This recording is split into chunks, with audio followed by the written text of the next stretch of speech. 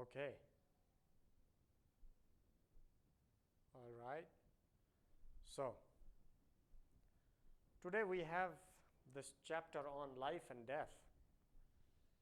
Life and death.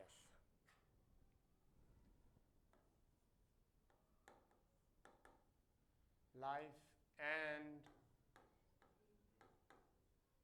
death.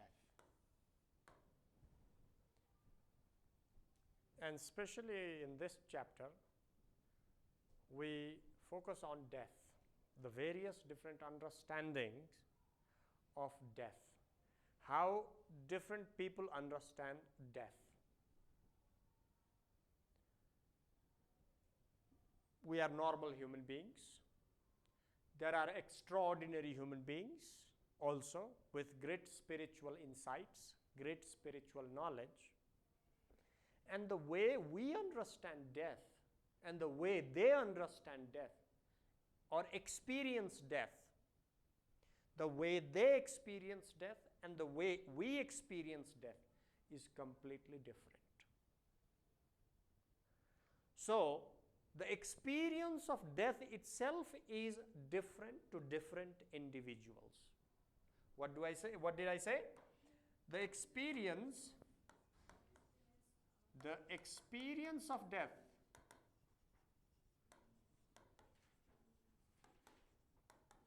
is different to each individual.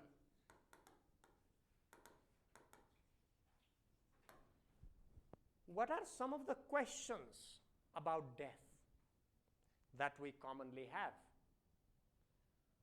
What are some of the questions? The first question is, what is death, Baba? Big question, right? What is this thing called death? What is death? Capitalizing it for a purpose. I'm writing it as a capital letter because death, I want to focus, I want to stress on the word death. Right? What about the other question? Let's think about, what are other questions that we have about death?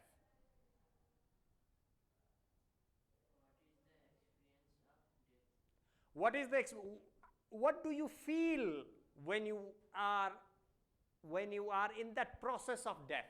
When you die, let's say, right?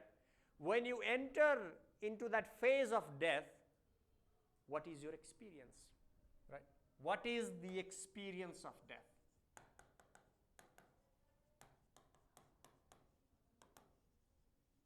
Experience of death. Next question, Baba. Next question. What about the next? What happens after we die? What happens after death? Big question, right? What happens, tell me, after our death or after death?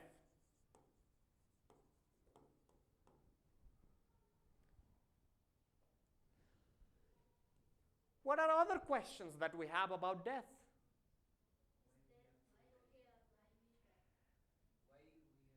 Is death okay or not? What do you mean by that? Is it a good thing or is it a bad thing? Okay. Is death a good thing or a bad thing? Right. How do we feel generally? Death is not a very happy thing, right? We feel sad about death.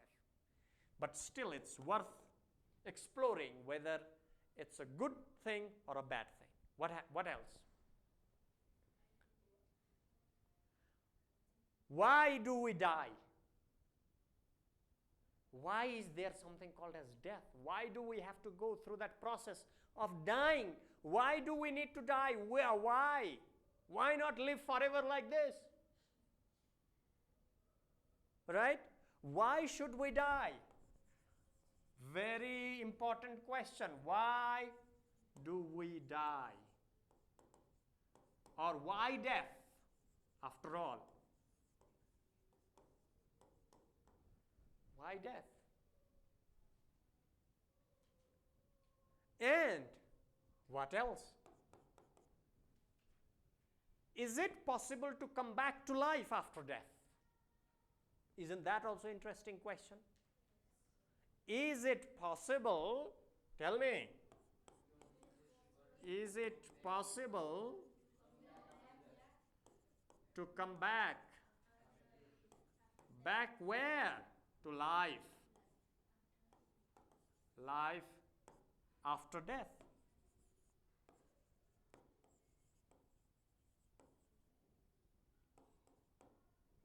These are profound questions. Profound, deep. Profound means deep questions. And it's hard to answer them. No one knows the answer. Or at least, even if we know, we are not sure of it. Right? And let me tell you a story of an extraordinary person, an enlightened being, you can say, a story of Osho. An experience of Osho, Master Osho. He was an enlightened master. All right? So, he went through this experience at the age of about, I think, 40 or 50. I think it was quite young, about 40, before he reached 40. One day he was walking, and then he wanted to take rest. He was tired of walking. And then, as he walked on, he found a beautiful tree.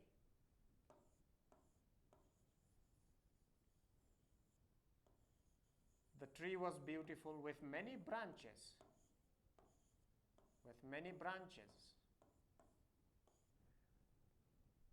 And he decided that he would climb up the tree and put himself to rest on one of the branches. So he climbed up and he took rest over here. That's a beautiful experience. The wind was gentle. It was a little sunny, but it was a very, very comfortable and a wonderful experience. After a while, Osho went on a state of his consciousness, of his mind. Okay? Mind, when I say mind, I'm talking about something else, but I'm not going to, distinguish that at the moment. But he suddenly got into another state of life. He was in a state where he felt that his body was not anymore there. He was completely out of his body. And his body all of a sudden lost its balance. The body lost its balance. Osho's body fell on the floor. Well, he did not fall like this. He fell like this. Right? You don't fall like this. You fall straight down. And his body was lying here. But Osho did not know this. In the sense, Osho could see his body falling. Osho was somewhere else. He was not in his body. He could see his body falling. He was still here. Osho was here. So there were two Oshos. One Osho here and the other Osho here. And the interesting thing is that this Osho could see this Osho. He could see his body as if it was somebody else. And then there were women running around in the forest. I think they were there to cut the grasses and collect it for the cattle. And then they saw him on the floor. They came running towards Osho. People came running towards Osho. And then they were wondering what is happening. He was dead. His body was dead. His body was not moving at all. Osho could see that.